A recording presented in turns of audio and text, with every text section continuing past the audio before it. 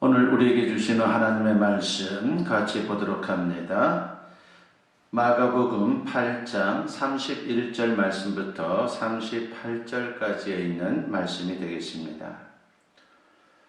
찾으신 줄 알고 제가 봉독해 올립니다. 31절부터 봅니다. 인자가 많은 고난을 받고 장로들과 대제사장들과 서기관들에게 버림받아 죽임을 당하고 사흘 만에 살아나야 할 것을 비로소 그들에게 가르치시되 드러내놓고 이 말씀을 하시니 베드로가 예수를 붙들고 항변하며 예수께서 돌이키사 제자들을 보시며 베드로를 꾸짖어 이르시되 사탄아 내 뒤로 물러가라. 네가 하나님의 일을 생각하지 아니하고 도리어 사람의 일을 생각하는도다 하시고 무리와 제자들을 불러 이르시되 누구든지 나를 따라오려거든 자기를 부인하고 자기 십자가를 지고 나를 따를 것이니라. 누구든지 자기 목숨을 구원하고자 하면 잃을 것이요 누구든지 나와 복음을 위하여 자기 목숨을 잃으면 구원하리라. 사람이 만일 온 천하를 얻고도 자기 목숨을 잃으면 무엇이 유익하리요? 사람이 무엇을 주고 자기 목숨과 바꾸겠느냐? 누구든지 이 음란하고 죄 많은 세대에서 나와 내 말을 부끄러워하면 인자도 아버지의 영광으로 거룩한 천사들과 함께 올 때에 그 사람을 부끄러워하리라. 아멘. 오늘 이 본문 말씀을 가지고 여러분과 같이 입술의 고백과 삶의 고백이라고 하는 제목으로 같이 은혜를 나누고자 합니다. 우리의 신앙은 표현되기 전까지는 진정한 신앙이다 라고 말할 수가 없습니다. 신앙은 눈에 보이지 않지만 표현되는 것으로 인해서 드러나는 것입니다. 신앙의 표현을 다른 말로 하면 고백입니다. 신앙은 고백됨으로 그 진정성을 확보할 수가 있는 것입니다. 고백이 있어야 참 신앙이고 그런 신앙이라야 구원을 받을 수 있는 것입니다. 그런 점에서 신앙생활에서 고백의 중요성은 아무리 강조해도 지나침이 없습니다. 그러면 과연 고백은 어떻게 이루어집니까? 흔히 고백은 입술로 하는 것으로 생각을 합니다. 맞습니다. 그러나 입술의 고백은 기본이지만 그것만으로는 신앙의 진정성을 증명할 수가 없습니다. 그러므로 입술의 고백에서 삶의 고백으로 나가야 하는 것입니다. 그럴 때 진정한 신앙으로 증명이 될 수 있습니다. 그렇다고 해서 행위로 인한 구원을 말씀드리는 것이 아닙니다. 믿음으로 구원받는 것이 맞지만 구원받을 만한 참 믿음은 우리의 삶으로 나타납니다. 때로는 입술의 고백이 진실을 가장한 위선 그리고 혹은 외식에 그칠 수 있는 그러한 경우가 얼마나 많은지 모릅니다. 그러므로 입술의 고백에서 삶의 고백으로 이어지는 신앙이어야 참 믿음이고 그리고 이런 믿음이 구원은 물론이거니와 우리의 삶의 승리를 보장받을 수 있도록 역사하는 겁니다. 우리도 입술의 고백에서 삶의 고백으로 나아가므로 사타가 공인하는 참 신앙인들이 되었으면 합니다. 그래서 구원을 확신하고 더 나아가 승리의 삶을 살 수 있는 우리 모두가 되었으면 합니다. 오늘 말씀을 통해서 우리가 첫 번째로 생각하고자 하는 것은 입술의 고백입니다. 입술의 고백은 신앙의 기본으로 매우 중요합니다. 성경은 마음으로 믿어도 입술의 고백이 있어야 구원에 이룰 수 있다라고 말씀을 합니다. 로마서 10장 9절과 10절 말씀에서 사도 바울은 이런 말씀을 하죠. 네가 만일 내 입으로 예수를 주로 시인하며 또 하나님께서 그를 죽은 자 가운데서 살리신 것을 네 마음으로 믿으면 구원을 받으리라. 사람이 마음으로 믿어 의에 이르고 입으로 시인하여 구원에 이르느니라 하고 있습니다. 여기서 시인한다는 말이 입술의 고백을 가리키는 것입니다. 하나님은 말씀의 능력을 가진 분이기 때문에 믿는 자들에게 언어의 권세를 주셨습니다. 특히 예수 그리스도의 이름으로 말할 때에 놀라운 일들이 일어나죠. 그렇기 때문에 여러분이 기도하고 응답의 확신이 왔다면 없는 것을 있는 것처럼 명령하고 그리고 선언하는 것은 대단히 중요합니다. 그럴 때에 구원의 역사가 삶 가운데 나타나는 것입니다. 인도에서 선교사로 일생을 바친 스탠리 존스라고 하는 분이 있습니다. 이 스탠리 존스 목사님이 89세가 되었을 때에 그만 중풍으로 쓰러지고 말았습니다. 수개월 동안 자리에서 일어나지도 못하고 말도 어눌하게 하는 그런 상황이 된 것입니다. 그런데 이분이 자기를 간병하는 간호사를 불러서 이런 부탁을 했습니다. 나의 온몸이 마비가 되고 또 말을 잘할 수 없으니 아침에 내가 잠에서 깨어나면 나를 대신해서 이렇게 말해주세요 라고 말입니다. 그러자 간호사가 말합니다. 어떻게 말할까요? 나사렛 예수의 이름으로 명하노니 일어나라 이렇게 말씀해 주세요 라고 그렇게 부탁을 했습니다. 그래서 이튿날 아침 잠자리에서 눈을 뜨는 순간에 기다리고 있던 간호사가 스탠리 존스 목사님을 향해서 나사렛 예수의 이름으로 명하노니 일어나라고 그렇게 말했습니다. 스탠리 존스는 그때마다 아멘으로 화답을 했습니다. 주변 사람들은 그 모습을 보고서 웃었습니다. 그렇게 한다고 해서 무슨 병이 낫겠느냐라고 생각하면서 어리석은 일이다라고 비웃었습니다. 그러나 스탠리 존스는 살아계신 하나님의 능력을 믿었고 전능하신 하나님이 나의 아버지가 되신다라고 하는 것을 신뢰했습니다. 그리고 자신의 믿음을 입으로 고백하는 말의 힘이 얼마나 대단한지를 너무나도 잘 알았기 때문에 계속해서 간호사에게 그렇게 명령해달라고 부탁을 했습니다. 그리고 자신은 언제나 아멘으로 화답을 했습니다. 병이 아직 완전히 낫지 않은 상태에서 스탠리 존스 목사는 인도의 히말라야 산으로 이제 휴양을 가게 됩니다. 그곳에 가서도 목사님은 계속해서 간호사들과 함께 힘을 합쳐서 나사렛 예수의 이름으로 명하노니 일어나 걸으라고 되풀이하며 명령을 내리도록 했습니다. 그렇게 한 지 얼마 후에 스탠리 존스 목사님은 중풍에서 완전히 회복이 되었습니다. 그것은 자신의 입술로 그의 신앙을 고백한 믿음의 힘이었다라고 말할 수 있는 것입니다. 그렇습니다. 믿음으로 하는 입술의 고백은 능력이 있다라고 하는 것입니다. 그래서 입술의 고백은 우리의 영혼을 구원할 뿐만이 아니라 우리 육신의 질구와 삶의 문제까지도 구원할 수 있는 힘이 있는 것입니다. 이와 같이 구원을 위해 입술의 고백이 기본적으로 중요하기에 교회에서 세례를 줄 때에 어떻게 합니까? 개별적으로 문답을 하고 세례식 때에 교인들 앞에서 공개적으로 고백을 시킵니다. 그런 후에 비로소 그 사람이 하나님의 자녀가 된 것을 공식적으로 인정하고 세례를 베풀게 됩니다. 그리고 모든 성도들은 매주일 예배 때마다 사도신경으로 신앙의 고백을 하고 그리고 찬송과 기도로 또한 신앙 고백을 합니다. 사도신경은 성경의 엑기스라고 말할 수가 있습니다. 우리는 성경 전체를 믿지만 특히 사도신경에 나타난 핵심 교리를 믿고 있다는 것을 분명히 고백해야 합니다. 사도신경은 공동의 고백이지만 결국은 우리 개개인의 고백이 된다라고 하는 것입니다. 신앙은요 개개인적으로 그렇게 우리의 삶 속에서 능력으로 나타나는 겁니다. 누구를 대신할 수 있는 게 신앙이 아니죠. 어떤 남자분이 아내가 교회 가자고 권유할 때마다 이렇게 말하곤 있습니다. 당신이 우리 집 대표로 교회 갔다 오면 되잖아 라고 말입니다. 세월이 흘러서 임종을 맞이했습니다. 남자분이 천국문에 이르렀는데 문지기 천사가 거기에서 그 남자를 가로막는 것입니다. 그래서 자기 아내가 대표로 교회 열심히 나갔으니 자신은 천국에 들어가도록 해달라고 사정을 했습니다. 그러자 천사가 이렇게 대답을 합니다. 대표로 믿은 부인만 들어올 수 있습니다라고 말입니다. 여러분은 어떻습니까? 우리가 아니라 내가 하나님의 아들 구세주 예수 그리스도를 믿습니까? 입술에 분명한 고백이 있다면 나는 죄와 사망에서 구원받은 하나님의 자녀입니다. 그리고 천국 백성입니다. 부디 입술의 고백으로 참 신앙인의 신분을 확인하시고 주님과 더불어 승리하는 우리 모두가 되었으면 합니다. 두 번째로 우리가 생각해 보고자 하는 것은 삶의 고백이 필요하다라고 하는 것입니다. 입술의 고백과 더불어 중요한 게 있는데 그것이 바로 삶의 고백입니다. 입술의 고백으로 우리가 구원은 받지만 그 고백이 혹시 위선일 수 있기 때문에 삶의 고백이 우리에게 필요한 것입니다. 그럴 때 나 자신도 확실한 신앙으로 나아갈 수 있게 되는 것이고 다른 사람들 앞에 나의 신앙을 드러내므로 하나님께 영광을 돌릴 수 있게 되는 것입니다. 이게 바로 예수님이 우리에게 요구하는 증인의 삶인 것입니다. 입술의 고백이 구원받기 위한 신앙의 기본이라면 삶의 고백은 구원받은 사실을 확인해주는 신앙의 확증이다라고 말할 수가 있습니다. 이 둘은 동전의 앞뒤처럼 항상 붙어 있어야 하는 것입니다. 이 둘의 관계를 나무와 열매로 설명하면 이렇습니다. 사과나무 한 그루가 있다고 여러분 생각해 보십시오. 그런데 사과가 열리는 때가 되어서 뭔가 열매가 열렸는데 그게 사과가 아니라 다른 열매가 달려있는 것입니다. 그러면 여러분 그 나무는 사과나무가 아닙니다. 입술로 고백하는 신앙과 일치되는 삶의 행위가 있어야 진짜라 말할 수 있는 것이죠. 이를 가리켜서 신행일치의 신앙이다라고 말할 수 있습니다. 예수님도 이 사실을 강조하셨죠. 마태복음 7장 21절 말씀에 보니까 나더러 주여 주여 하는 자마다 다 천국에 들어갈 것이 아니요 다만 하늘에 계신 내 아버지의 뜻대로 행하는 자라야 들어가리라 했습니다.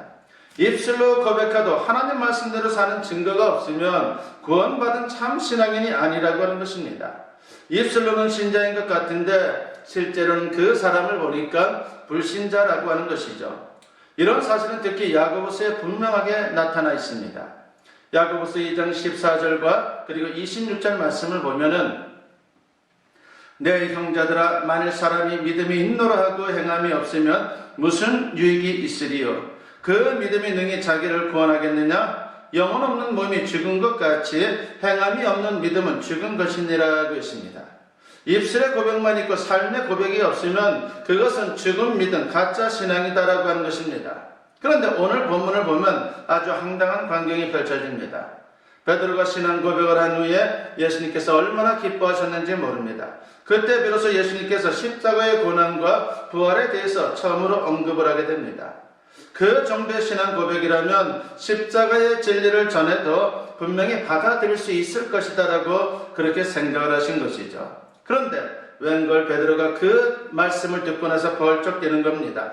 본문 32절 말씀에 보니까 드러내놓고 이 말씀을 하시니 베드로가 예수를 붙들고 항변하매라고 했습니다. 여기서 항변한다라고 하는 단어는요, 질책하다 혹은 책망하다라고 하는 뜻을 갖습니다. 그러니까 33절에는 꾸짖다라고 하는 말이 나오고 있는데 헬라어 성경상으로는 같은 단어인 것입니다. 베드로가 예수님을 꾸짖었다는 것입니다. 여러분, 요즘식으로 말하면요, 간이 배 밖으로 나온 것입니다. 그러자 예수님께서 화가 나서 베드로를 호되게 책망합니다. 본문 33절 말씀을 보면 예수께서 돌이키사 제자들을 보시며 베드로를 꾸짖어 이르시되 사탄아 내 뒤로 물러가라. 네가 하나님의 일을 생각하지 아니하고 도리어 사람의 일을 생각하는도다 하시고라고 했습니다. 이 말씀은 베드로가 사탄이라고 하는 뜻이 아니라 베드로가 실컷 입술의 고백은 잘했는데 사탄의 미혹을 받아서 예수님께 대들었다라고 하는 그런 의미를 갖습니다. 참 신앙은 주님과 생각과 그리고 행동 등 삶이 일치되어야 하는 것입니다. 베드로가 뭐라고 고백했습니까? 그는 주라고 했습니다. 주라고 하는 것이 뭡니까? 예수님이 주인이다라고 하는 고백을 한 것이죠. 그리고 그리스도라고 했으니까 자기는 백성이다라고 하는 고백입니다. 그리고 살아계신 하나님의 아들, 즉 하나님이라고 했으니까 자기는 피조물이라고 그렇게 고백을 한 것입니다. 그렇다면 예수님이 무슨 말씀을 하든 그대로 동의하고 따라야 당연한 것입니다. 그런데도 말도 안 된다면서 오히려 예수님을 가르치려고 들었습니다. 그래서 예수님이 베드로를 책망하면서 다른 제자들까지 불러놓고 참 신앙의 도를 가르쳐 주었습니다. 오늘 본문 34절에 보니까 무리와 제자들을 불러 이르시되 누구든지 나를 따라오려거든 자기를 부인하고 자기 십자가를 지고 나를 따를 것이니라 하겠습니다. 예수님을 따르는 참 신앙은 자기 부인으로부터 시작이 된다는 것입니다. 자기 부인이란 무슨 말입니까? 자기 부정을 말하는 것입니다. 자신의 생각과 욕망을 부정하는 겁니다. 신앙의 출발은 내가 하나님 앞에서 죄인이다라고 하는 것을 인정하는 것으로부터 시작이 되는 것입니다. 이게 없으면 예수님이 나를 위해 십자가에서 대속의 피를 흘린 것을 인정할 수 없는 것입니다. 나는 죄인이란 말은 직설적으로 말하면 뭡니까? 나는 지옥 갈 정도로 나쁜 놈입니다. 나쁜 사람입니다라고 하는 이런 고백입니다. 이런 고백을 가지고 사는 게 신앙생활인 것이죠. 이런 자기 부정이 있으면 비로소 자기 십자가를 지고서 예수님을 따라갈 수 있는 것입니다. 그분 말씀대로 순종하고 필요하면 헌신하고 그리고 그분을 위해서 희생할 수 있는 것입니다. 그러니까 자기 십자가를 진다는 것은요, 순종과 헌신 그리고 희생을 의미하는 것입니다.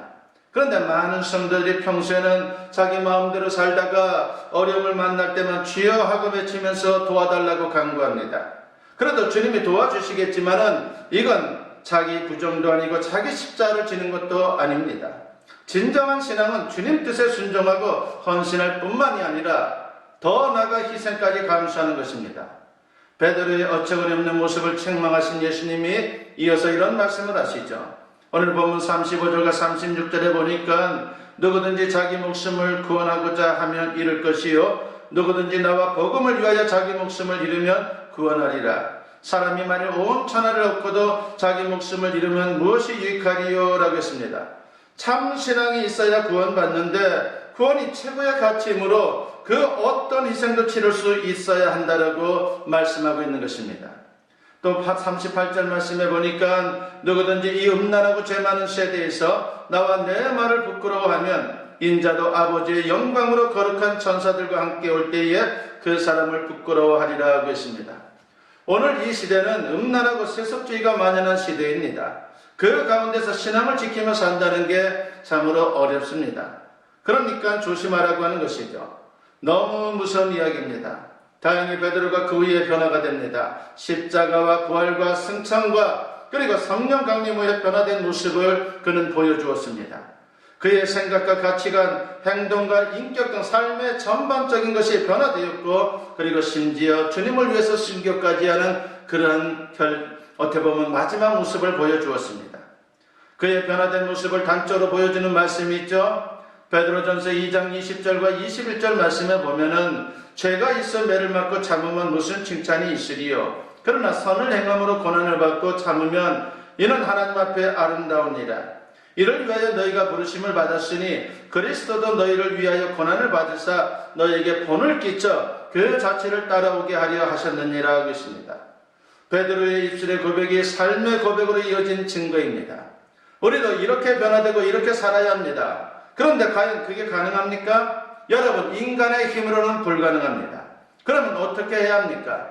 성령님께서 도와주셔야 합니다. 성령은 계속해서 우리를 주님의 뜻으로 이끌어 주시는 그러한 보혜사 성령이십니다.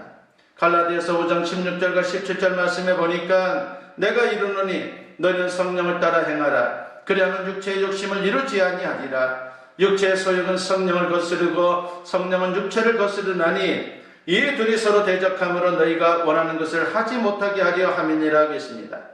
성령을 따라감으로 승리할 수 있다는 것입니다. 자기를 부인하고 자기 십자를 지고 갈 수 있다는 것입니다.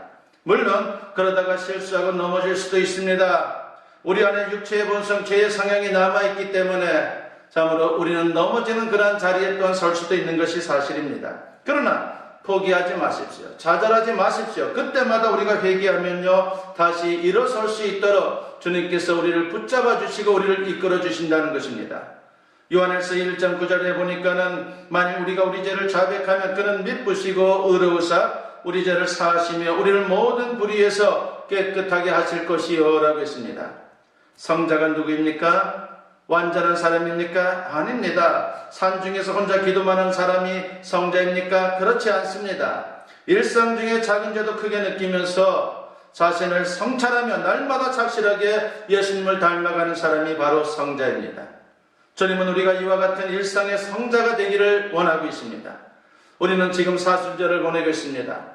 사순절은 한마디로 말하면 고백의 시즌입니다. 입술의 고백만이 아니라 삶의 고백을 쌓아가는 절기라고 하는 것을 우리는 기억하며 살아야 합니다. 날마다 말씀을 묵상하고 십자가를 바라보고 기도함으로 나 자신을 성찰할 수 있기를 바랍니다. 그 가운데 입술의 고백을 하고 더 나아가 삶의 고백이 있는 그런 하나님의 사람들이 되었으면 합니다. 그래서 다시 한번 진정한 그리스도인으로 구원을 확신하고 살아계신 주님과 함께 승리하다가 당당히 천국에 들어갈 수 있는 저와 여러분 모두 될 수 있기를 주님의 이름으로 간절히 축원합니다. 기도드립니다. 사랑과 은혜가 충만하신 아버지 하나님 감사합니다. 오늘도 주님께 우리가 예배를 드리면서 주님의 말씀을 듣습니다. 아버지 하나님, 제 입술의 고백과 삶의 고백이 우리의 삶 속에 신앙 속에 충만할 수 있도록 역사하여 주시옵소서. 아버지 하나님, 우리는 십자가를 짊어지고 가는 하나님의 백성들이라고 했습니다. 아버지 하나님, 무엇보다도 십자가의 삶을 살기 위해서는 아버지 하나님 내 자신을 부인할 수 있는 그러한 신앙이 되게 하시고, 그래서 주님만이 우리 인생의 주인이 되시고 우리 인생을 온전히 이끌어 가신다라고 하는 것을 믿으며 주님 중심으로 살아가는 아름다움이 충만할 수 있도록 역사하여 주시옵소서. 그래서 우리의 구원이 헛된 구원이 아니라 진정한 구원의 아름다운 모습을 통해 우리의 구원이 나의 영혼의 구원뿐만이 아니라 주님의 영광을 나타내는 그런 아름다운 모습이 되어 많은 사람들을 주님께로 이끌 수 있는 능력이 되게 하여 주시옵소서. 감사드리옵고 예수님의 이름으로 기도드리옵나이다. 아멘. 이제는 우리 주 예수 그리스도의 은혜와 아버지 하나님의 무궁하신 사랑하심과 성령의 감화감동 역사 충만하심이 오늘 주님께 예배로 영광 돌리며 이제 선포된 말씀과 같이 입술의 고백과 더불어서 삶의 고백을 통해서 주님 주신 사명 잘 감당하는 아름다운 신앙의 길을 걸어가는 우리 모두가 되기를 소원하며 세상을 향하는 주님의 사랑하는 자녀들 위해 지금으로부터 영원토록 함께 하시기를 간절히 축원하옵나이다.